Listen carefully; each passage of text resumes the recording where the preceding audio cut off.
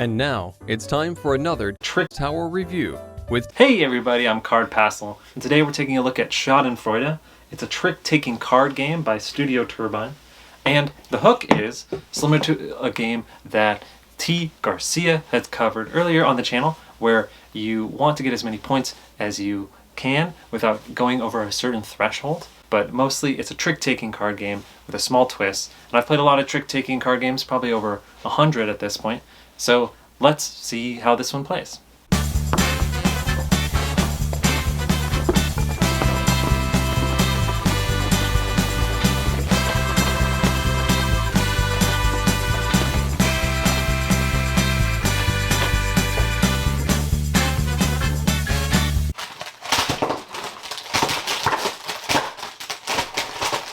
Here we have Schadenfreude. There's the deck, and then here's the track that players will be moving up on for the points they get. Everyone starts at 0 here. The deck itself is made up of 4 suits, and the numbers are a little bit interesting here. It's kind of -3 to 9 without the 0 in the 4 suits, and then there's a 0 wild and a 10 wild, which are part of every suit. And then the 9, the -1, and -2 will be gone at 3 players.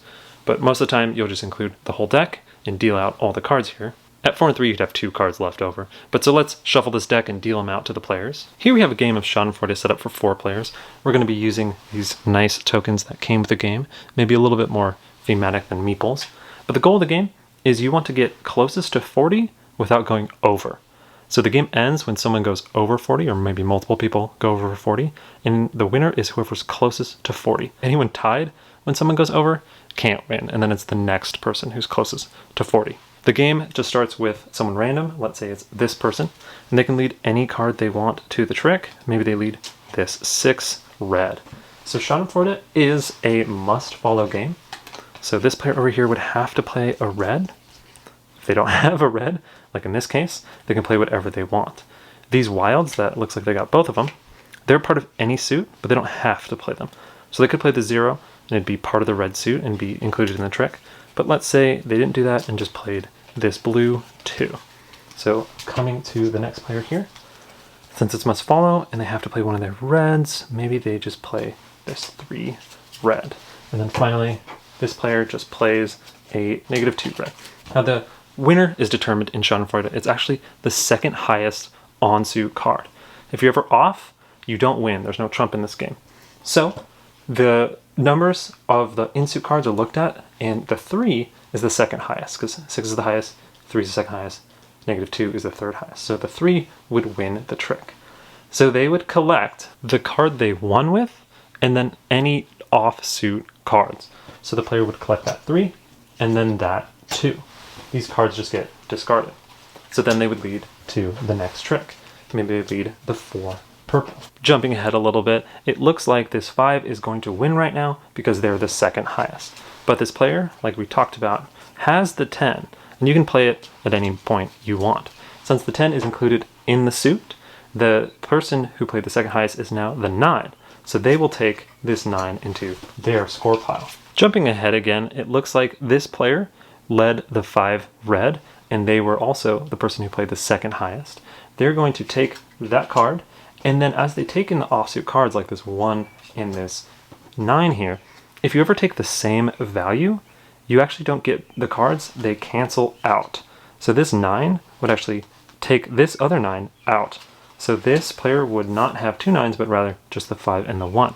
Here we have another example of this. If it was led red again and this player won with their 4, they collect their 4, and then as you can see, they collect this 2, but they already had a 2, so that washes, and then they collect this 3, but they already had a 3, and that also washes. If they were to have, let's say, this was the trick like this, and they didn't have anything like that, if you collect the same number in the same trick, they would again both wash. If, in a really bizarre situation, already had a 2, collected a 2, and had that wipe, they don't wipe everything, so they did just get at least 1 2.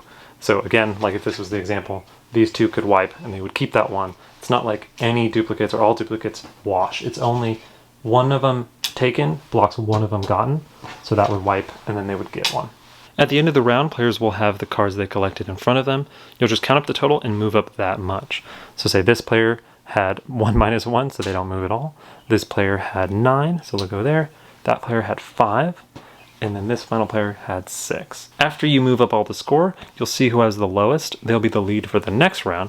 And then you'll collect all the deck, shuffle it, and redeal hands and keep playing until someone goes over 40. It's totally possible for someone to go backward. Like, let's say this person only had the -2. They would have been at 4. In last edge case, if someone leads a wild, the next suit is going to determine what is the led suit. Because this can be, again, in suit all the time. So then it would be following suit purple for these next players. So that's how to play Schadenfreude. Some people might be wondering how this compares to Junkie, which T. Garcia covered, but they're very similar games. In both games, you're trying to get as close to a certain point threshold without going over. This one is a little bit different. It's 3-player only, and it's perfect information, as opposed to this, where this goes from 3 to 5, and the cards can be cut out. So I think this is a little bit more fast and loose, but also the wilds and maybe the negative numbers and bouncing around has a little bit more interesting card play to me, personally, than Junkie. But of course, your mileage may vary. And you can go check out T's review of that one on the channel. The components of the game are really nice. The score track is clear. The tokens aren't double-sided, but these are kind of nicer than the meeples, maybe a little bit more thematic, so we usually use those. I wish the indices were all on 4 sides, but it's overall really nice quality cards. The only issue is the sharp corners, which hurt more than we expected them to. A little bit surprising to find these harsh points in a trick-taking game. And the last thing is the box. The box is bizarrely, I don't know if you can tell in the light, but it's kind of like this textured, almost cross-cut that feels really strange. It almost feels like a Wingspan rulebook, if you know that. But for the most part, the components are really good. I played a lot of trick-taking games, over 100, and I do appreciate when a trick-taking game can be simple but still stand out in the crowd. There's a lot of them, and some of my favorite ones, like Relationship Tightrope or David and Goliath, have a core twist to them but still have the same trick-taking feel, and I was pleasantly surprised by Schadenfreude. The theme isn't really there.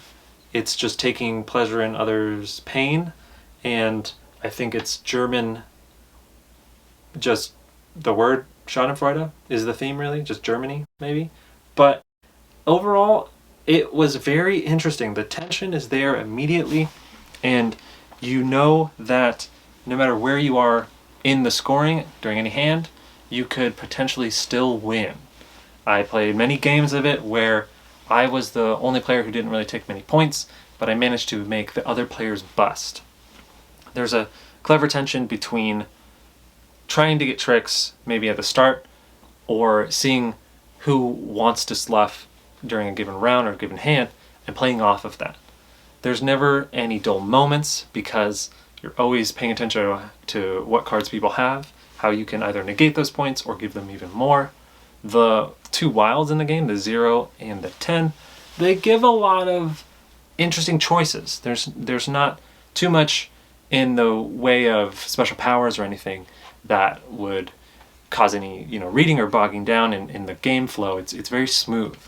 But the fact that 10 wilds out there is always it's always a nice threat, because a lot of times players think maybe playing the 8 or the 7 is a surefire thing, and then that 10, since it's wild and can be played anytime, really keeps it in check.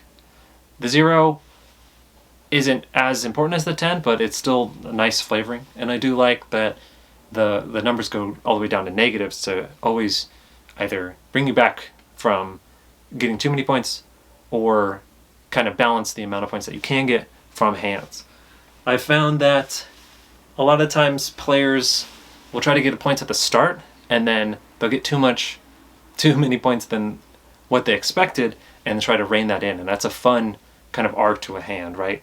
Is you get off, you're accelerating a lot, and then you realize maybe you push it too hard and you're reeling and trying to walk that tightrope of maybe trying to take tricks that cut out cards or have negative points, and maybe slow yourself and ease off the gas as you get too close to that threshold. I've seen the game end in tons of different ways. Like I said, whether I was super low or someone else was super low and then everyone else busts, or where everyone's down to the end and they're 2 points or 3 points away from that limit, and then it becomes a sloughing hand. It's cool that in one game, the hands can change from point acquiring to point avoidance. I enjoy how the game can flip on its head and never stay in the same kind of mode for too long.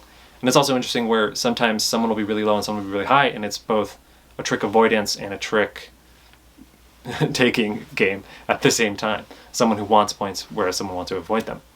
The clever touch also where if you get the same number and it cancels, makes it for both interesting card play, but also you're paying attention to what people have taken already.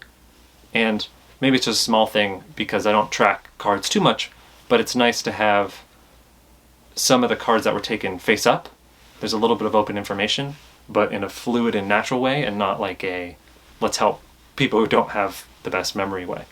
So overall, I really enjoy this game. Like I said, just some of the components were a little bit strange, but overall, it's a really nice quality production for the most part. Even the box, like I was saying, has this kind of bizarre feeling around it, kind of dense all over the place. But overall, this is one that's easy to teach, easy to bring out, wonderful for new people to trick taking, and even veterans who just want to maybe get one over on their fellow trick taking veterans. So I think this is a huge recommendation for me, and I can't sing its praises enough.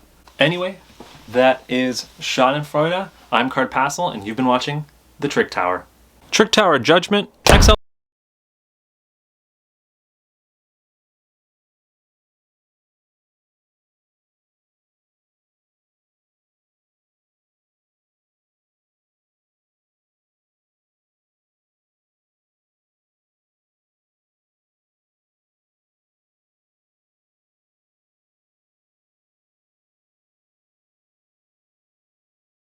At the door!